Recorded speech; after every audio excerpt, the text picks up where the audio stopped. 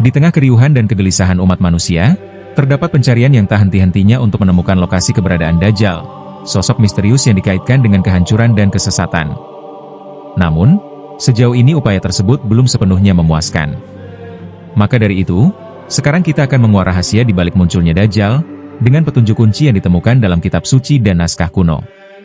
Salah satu petunjuk yang menarik perhatian adalah Istana Iblis, sebuah tempat yang jika sudah ditemukan, lokasi Dajjal jadi mudah untuk diketahui.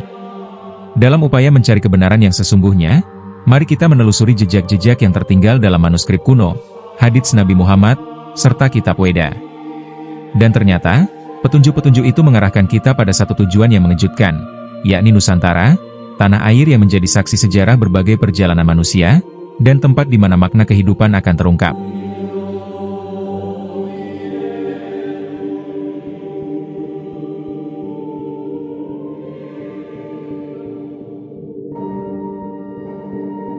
Disadari atau tidak, ternyata masih banyak di antara kita yang gagal paham, dan tidak mampu menemukan substansi dari sosok Dajjal, hanya karena Dajjal tidak dijelaskan di dalam Al-Quran. Bagi umat Islam, istilah Dajjal sebenarnya bukanlah sebuah istilah yang asing, karena disebutkan secara gamblang dalam hadits-hadits yang membahas tentang akhir zaman, dan juga disebutkan dalam kepustakaan Jawa pasca Islam, seperti misalnya naskah Jangka Jayabaya. Namun, bagi umat Kristen, istilah Dajjal ini justru menjadi istilah yang tidak familiar, dan bahkan terdengar asing sama sekali. Padahal, istilah Dajjal dalam bahasa Arab merupakan kata serapan dari bahasa Syuro-Aramaik, yaitu Dagala, yang berarti palsu, penipu, pembohong, atau pendusta. Bahasa Syuro-Aramaik adalah perkembangan dari bahasa Aramaik yang menjadi bahasa sehari-hari yang digunakan oleh Yesus, Sang Mesiah. Bahasa Aramaik sendiri telah menjadi kosakata umum di Timur Tengah selama lebih dari 400 tahun lamanya, sebelum Al-Quran diturunkan. Perlu dicatat, bahwa kata Dagala dalam bahasa Syuro-Aramaik, kemudian diterjemahkan ke dalam teks asli Perjanjian Baru berbahasa Yunani menjadi kata pseudo, yang berarti palsu, muncul sebanyak 2 kali, dan kata anti yang berarti lawan, muncul sebanyak 5 kali, yaitu 1 kali dalam bentuk jamak antichristai, yang berarti banyak antikristus, dan 4 kali dalam bentuk tunggal antichrist, yang berarti seorang antikristus. Keduanya dalam teks Perjanjian Baru berbahasa Aramaik, yang disebut Mshiha Dagale, yang berarti Mesiah palsu. Kata Mshiha Dagale inilah, yang kemudian diserap ke dalam bahasa Arab menjadi Al-Masih Dajjal, sebagaimana disebutkan dalam hadits tentang berlindung dari fitnah Dajjal. Ada yang perlu digarisbawahi dengan kalimat Dajjal ini, di mana Rasulullah menyebut Dajjal dengan gelar Al-Masih. Padahal di dalam Al-Quran, kata Al-Masih itu merupakan gelar yang melekat pada Nabi Isa, sebagaimana disebut sebanyak 11 kali di dalam 9 ayat di dalam Al-Quran, dengan diksi kata Al-Masih Isa ibnu Maryam. Bahkan dalam teks Alkitab Perjanjian Baru juga dinyatakan, bahwa Yesus adalah Mesyiha, yang berarti Sang Mesias. Lalu pertanyaannya adalah, mengapa Dajjal juga digelari sebagai Al-Masih? Apa sebetulnya arti dari kata Al-Masih? Dikutip dari kitab Asyrothu As-Sa'ah karya Yusuf bin Abdullah bin Yusuf Al-Wabil, dijelaskan oleh Abu Abdillah Al-Qurtubi, bahwa kata Al-Masih memiliki variasi turunan kata sebanyak 23. Umumnya, ulama tafsir menyatakan, bahwa akar kata Al-Masih adalah masaha yang berarti mengusap. Dari sini, kata Al-Masih mengikuti wazan fa'ilun, yang bisa dimaknai sebagai isim fa'ilun atau pelaku, ataupun isim maf'ulun atau objek. Jika kata Al-Masih dimaknai sebagai pelaku, maka gelar Al-Masih untuk Nabi Isa, menurut kitab Lisanul Arab, merujuk pada salah satu mukjizat beliau saat mengusap setiap orang yang sakit dan langsung sembuh. Sedangkan gelar Al-Masih untuk Dajjal, merujuk pada kemampuan Dajjal yang seperti kemampuan Nabi Isa. Namun jumhur ulama mengatakan, kalau kemampuan Dajjal itu merupakan sihir.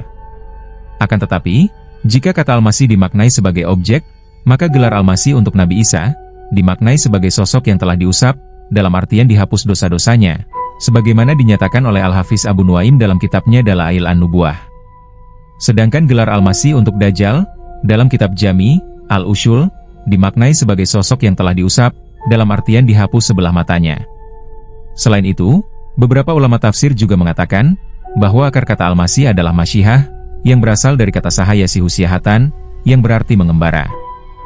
Jika Al-Masih dimaknai dengan pemaknaan ini, maka gelar Al-Masih untuk Nabi Isa, dalam kitab Lisanul Arab disebutkan berkaitan dengan sejarah Nabi Isa yang selalu mengembara sambil berdakwah kepada Bani Israel.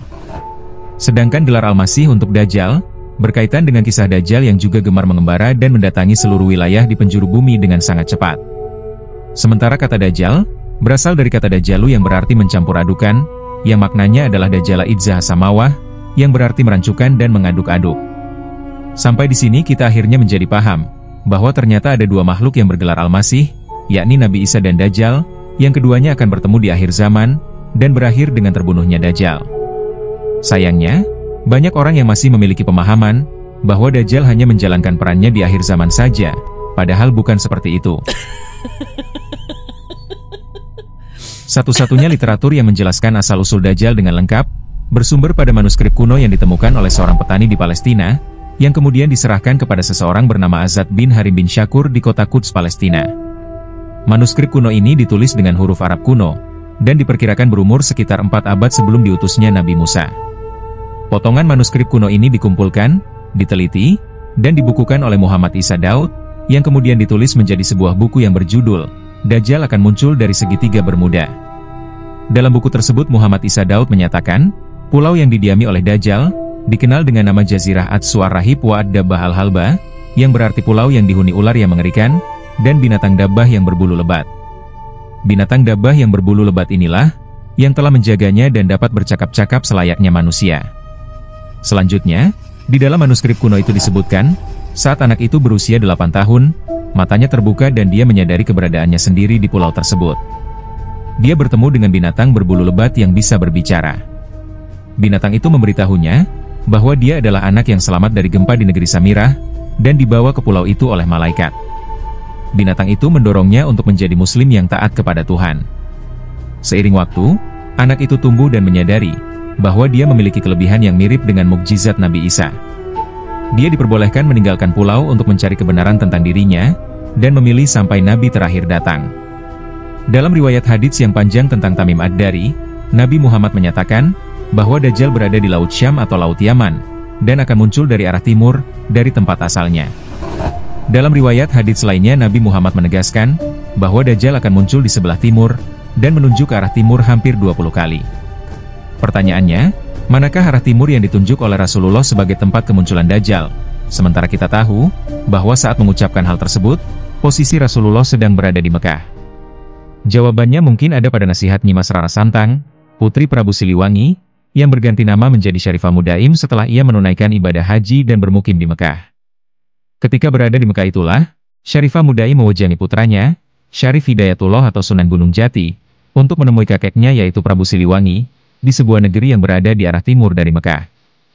Nyimas Rara Santang berkata kepada anaknya, di timur sana, ada negeri bernama Pakuan Pajajaran, subur dan makmur, dengan pohon-pohon hijau dan bukit-bukit yang subur. Eyangmu, Sri Baginda Maharaja Prabu Siliwangi, adalah penguasanya yang disegani oleh negara-negara tetangga.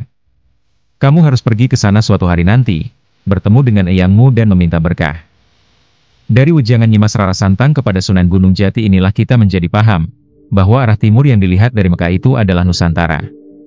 Nah, pertanyaan lanjutannya adalah, di bagian wilayah Nusantara sebelah manakah sesungguhnya Dajjal berasal mula dan kelak akan muncul darinya?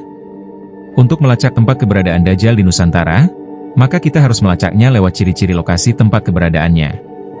Menurut hadits, tempat tinggal Dajjal tidak terlepas dari keberadaan ular. Dalam sebuah hadits riwayat Imam Ahmad, Rasulullah pernah bertanya kepada Ibnu Sayyad tentang apa yang sedang dilihatnya. Ibnu Sayyad menjawab, bahwa dia melihat sebuah singgasana di atas lautan yang dikelilingi oleh beberapa ular. Rasulullah pun menyatakan, bahwa Ibnu Sayyad sebenarnya melihat kerajaan iblis. Lalu, jika merujuk pada manuskrip kuno yang dibukukan oleh Muhammad Isa Daud, disebutkan bahwa pulau tempat tinggal Dajjal, dikenal dengan nama Jazirah At-Su'ar Rahib wa Ad-Dabbah Al-Halba, yang berarti pulau yang dihuni oleh ular yang mengerikan dan binatang dabbah yang berbulu lebat. Sampai di sini, akhirnya kita menjadi paham, bahwa tempat kemunculan Dajjal di arah timur yang dilihat dari posisi kota Mekah, lokasinya berada di laut yang masuk wilayah Nusantara dan memiliki ciri-ciri banyak ular di sekelilingnya. Lantas di manakah gerangan lokasi yang dimaksud? Jawabnya ada dalam kitab Veda Ramayana bagian Kiskindahanda yang menyebutkan, bahwa sebelum melewati Plaksa Dwipa atau Pulau Sulawesi, dan mencapai Pulau Itsu di sisi lain, para Vanara harus melewati Laut Itsu, atau Laut Masalembo hingga Laut Banda, dan pulau-pulau kecil di tengahnya. Dinyatakan pula, bahwa Laut Itsu dihuni ular raksasa yang mengendus ganas. Ayat ini secara tidak langsung mengungkap misteri Laut Masa Lembo, yang selama ini dikenal sebagai segitiga Masa Lembo. Dan melihat dari ciri-ciri yang disebutkan, maka karakteristik segitiga Masa Lembo ini, sesuai dengan nama Pulau Dajjal yang disebut dengan nama Jazirah Atsu Ar-Rahib wa Ad-Dabbah Al-Halba, yang berarti pulau yang dihuni ular yang mengerikan dan binatang dabbah yang berbulu lebat. Dan ketika kita membagi seluruh wilayah dunia berdasarkan garis waktu yang dikenal sebagai Greenwich atau GMT, maka kita akan mendapatkan fakta, bahwa segitiga Masa Lembo di Plaksa Dwipa atau Pulau Sulawesi, yang berdasarkan ciri-ciri yang disebutkan dalam kitab Veda Ramayana yang diduga sebagai tempat tinggal Dajjal, ternyata merupakan mirror atau cermin dari segitiga Bermuda, yang berdasarkan kitab Veda Bhavishya Purana diduga sebagai tempat Kalipurusa atau Iblis. Jika waktu di segitiga Bermuda menunjukkan pukul 8 malam, maka waktu di segitiga Masa Lembo akan menunjukkan pukul 8 pagi. Begitu juga ketika terjadi gempa, jika segitiga Bermuda berguncang, maka segitiga Masa Lembo juga ikut merasakan guncangan. Dari pemaparan ini, kita menemukan lokasi Dajjal yang disebutkan oleh Nabi Muhammad, yaitu Dajjal berada di Laut Syam atau Laut Yaman, dan akan muncul dari arah timur dari tempat asalnya. Laut Syam atau Laut Yaman yang dimaksud, bukanlah Syam yang ada di Timur Tengah, karena lokasinya haruslah berada di sebelah timur dari Mekah.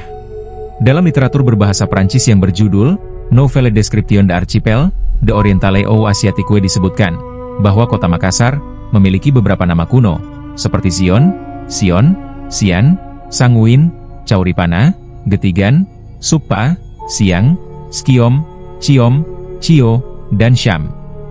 Kata Siang sendiri dalam dialek lokal bahasa Makassar, dilafalkan sebagai Syam, yang kemudian mengalami transliterasi menjadi Skiom atau Ciom dalam bahasa Portugis, Zion dalam bahasa Belanda, Cio dalam bahasa Cina, dan Syam dalam bahasa Arab. Sehingga, Laut Syam yang dimaksud oleh Rasulullah sebagai tempat tinggal Dajjal di timur, sesungguhnya adalah Laut Masa Lembo atau Laut Itsu, yang dikenal pula sebagai segitiga Masa Lembo. Arti kata Syam dalam bahasa Arab adalah matahari. Hal ini mirip dengan apa yang dinyatakan dalam kitab Veda Ramayana, bahwa di wilayah yang bernama Plaksa Dwipa atau Pulau Sulawesi, terdapat sebuah wilayah paralel di bumi dalam dimensi yang lebih tinggi, yang dihuni oleh jenis manusia dari golongan Hamsa, Patanga, Urdayana, dan Satyanga. Mereka adalah manusia, namun bercahaya layaknya matahari. Inilah alasannya, mengapa Pulau Sulawesi dalam literatur kuno disebut dengan nama Syam yang berarti matahari. Tidak lain adalah karena Pulau Sulawesi dahulu dihuni oleh jenis manusia yang bercahaya layaknya matahari, yang kemudian berpindah ke dimensi paralel, namun masih berada di Pulau Sulawesi.